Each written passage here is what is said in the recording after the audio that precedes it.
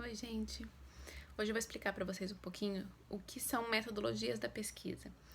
Porque a gente escuta falar que, saiu um estudo não sei na onde, saiu um estudo não sei na onde que fala sobre caso algum medicamento, alguma vacina, Bom, há N estudos. E aí a gente sempre, as pessoas, né, tendem a dar credibilidade da universidade ou do local ou do país que esse estudo veio. Mas não é assim que a gente dá credibilidade para um artigo.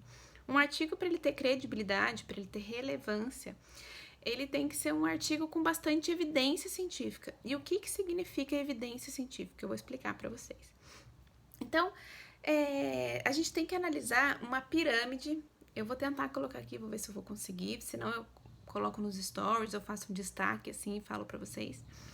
É uma pirâmide onde a gente tem uma base em que a gente começa os estudos até chegar ao topo, aonde aqueles artigos no topo têm mais evidências científicas. Então a gente tem mais relatos para falar. Então vou tentar fazer umas analogias aqui para vocês entenderem. Então, como se eu fosse se eu tivesse sido assaltada e eu fosse contar para o policial como foi esse assalto. Mas eu, como não vi a pessoa chegando e não. Mas eu fui a pessoa principal, né? Eu fui assaltada, mas mesmo assim eu posso não ter um relato tão rico, porque eu não vi a pessoa chegando, eu fiquei muito nervosa, então muitas coisas eu esqueci. Então, uma outra pessoa de fora que teve uma maior análise de tudo isso, conseguiu olhar desde quando a pessoa chegou, me abordou, o que ela levou, o que eu falei, o que aconteceu, ela tem mais evidência sobre o que aconteceu do que eu mesmo que estava lá.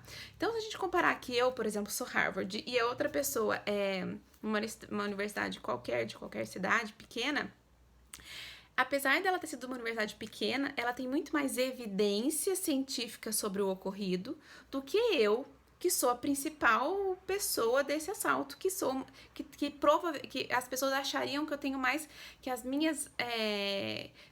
meus argumentos, as minhas evidências seriam mais relevantes do que a dela. Mas não, eu tenho poucas evidências, eu tenho poucos detalhes. Ela tem muito mais evidências, ela tem muito mais detalhes.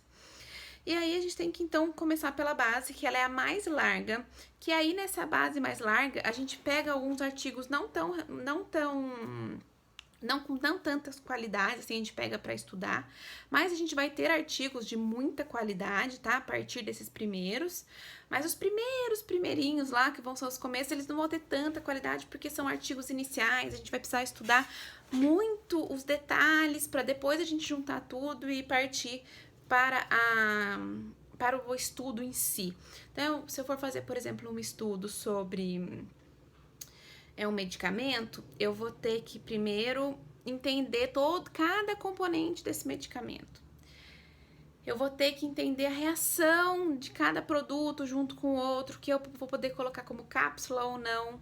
Então, vão ser artigos alguns com baixa qualidade, mas alguns com muita qualidade, tá? A gente não pode também jogar tanta qualidade nesse primeiro momento, mas a gente vai ter que utilizar de artigos de baixa qualidade aí, que vão ser extremamente importantes para os demais, tá? Esses primeiros artigos, eles são essenciais, porque sem eles você não tem nada, você não consegue chegar a lugar nenhum. É como se eu fosse hoje produzir uma roupa, por exemplo, e eu vou lá e vou falar assim, um tecido que veio de não sei da onde, com aquela cor, de não sei o quê. E eu olho lá uma linha e um frasco de tintura e falo, isso aqui é barato, não tem nada a ver. Muito melhor esse tecido, olha, mais bonito, mais complexo, ele já vem pronto. Mas a gente tem que entender, sem a linha, sem aquela tinta da coloração, aquele tecido não é nada. Então, as coisas, os primeiros artigos, eles são a base da nossa pirâmide. É eles que vão dar a sustentação para toda a pesquisa. Se ele não for um artigo bem dimensionado, bem feito, o restante tende a nem evoluir. Então, se os primeiros artigos, isso acontece muito, tá? Se os primeiros artigos não são bem feitos, não tem boa qualidade, não são bem dimensionados, não são avaliados todas as evidências, a pesquisa tende a não continuar. E muitas coisas param aí que poderiam ter ido para frente, porque não foram bem calculadas, não foram bem testadas e assim por diante. E aí, então, a gente começa pela essa base da pirâmide. E aí, nós vamos pro segundo patamar. Antes disso, esse primeiro estudo, só para vocês entenderem a importância deles, esses primeiros estudos, por exemplo, que a gente faz de matérias básicas nas universidades, tá? E que a gente nunca dá nada por elas, mas sem elas, por exemplo, a gente não estaria entendendo hoje a nossa doença.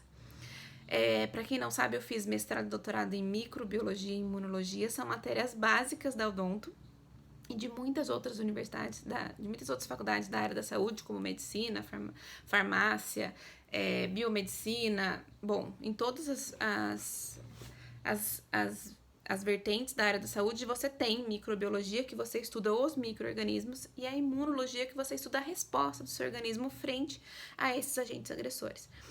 Sem elas, a gente não estaria explicando hoje o corona e nem a nossa imunidade.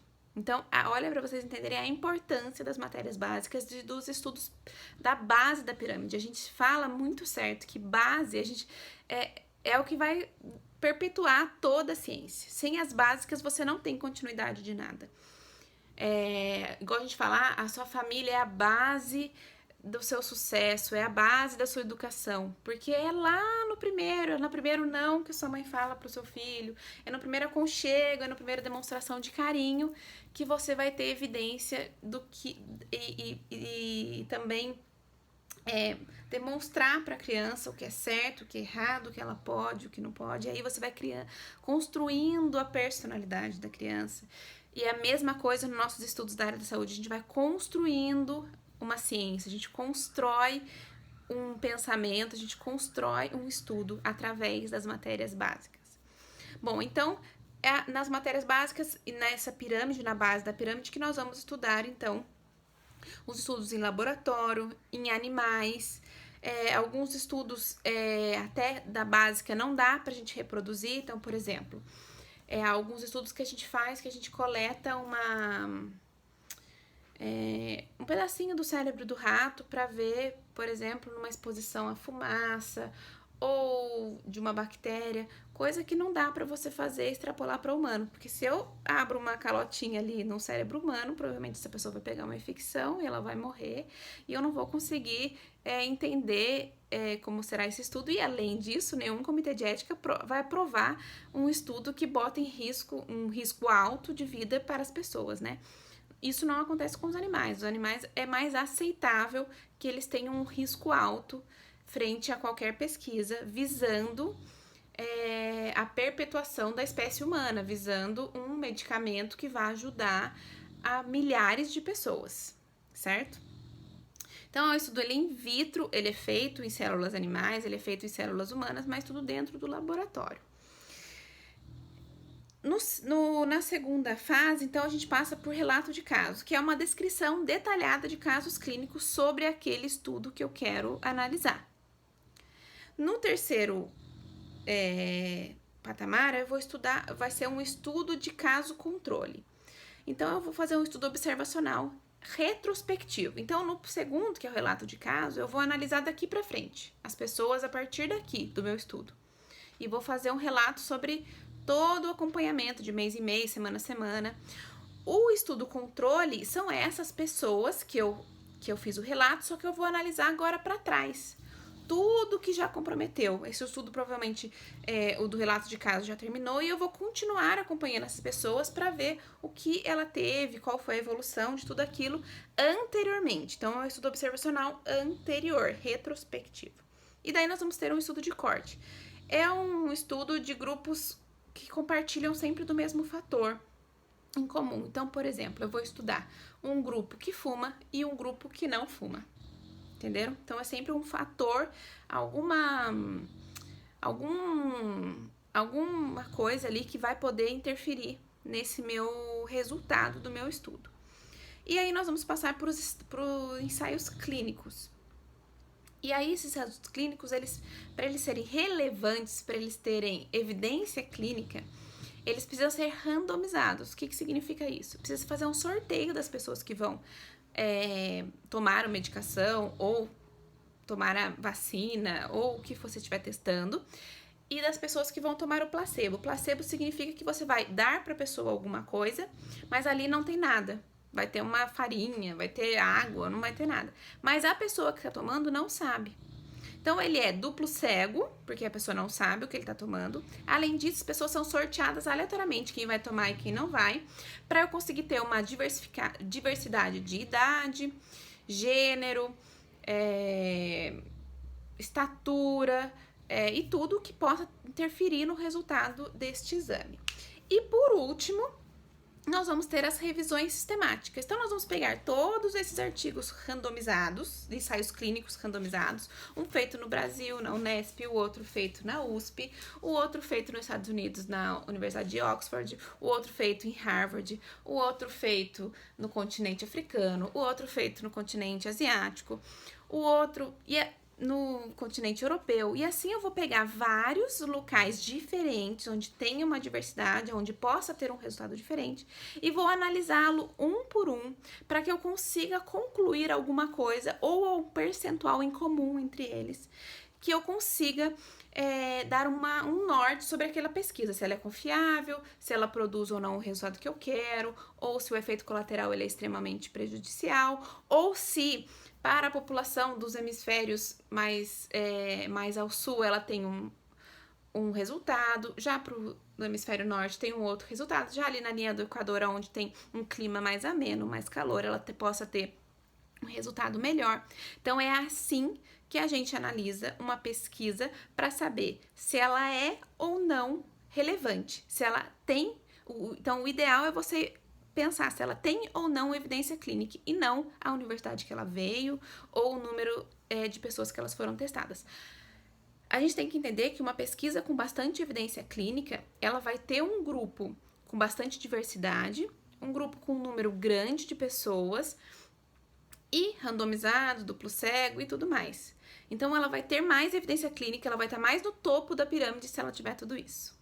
Certo, gente? Eu acho que esse vídeo é extremamente importante para as pessoas que estão estudando, para as pessoas que acabaram de sair da faculdade, ou para as pessoas que estudam, que gostam de ciência, independente do ramo que você está. Se você é da área da saúde, principalmente, mas se você é de outras áreas e quer analisar artigos científicos, tem dúvidas sobre isso, é assim que a gente analisa. Se vocês têm alguma dúvida, tem algum artigo que você está analisando e você não sabe muito bem se aquele artigo é relevante, se ele tem uma boa evidência clínica ou não, pode me mandar uma mensagem, a gente discute o caso, eu procuro conversar, se eu não souber eu pesquiso, eu não tenho problema nenhum em dizer que eu não sei, que eu vou pesquisar, mas eu tenho problema sim em não pesquisar e não entender aquilo com os meus próprios olhos. Por isso que eu gosto de ler meus artigos, gosto de entender se ele tem relevância ou não, para não sair falando bobagem por aí. Certo, gente? Um grande beijo, me contem aqui então, vocês que estão iniciando saindo da faculdade agora, ou acabando o último ano, ou TCC chegando aí. Se quiserem uma ajuda, avisem aí sobre relevância de artigos científicos, evidências clínicas, evidência científica, é só me mandar. Tá bom, gente? Um beijo.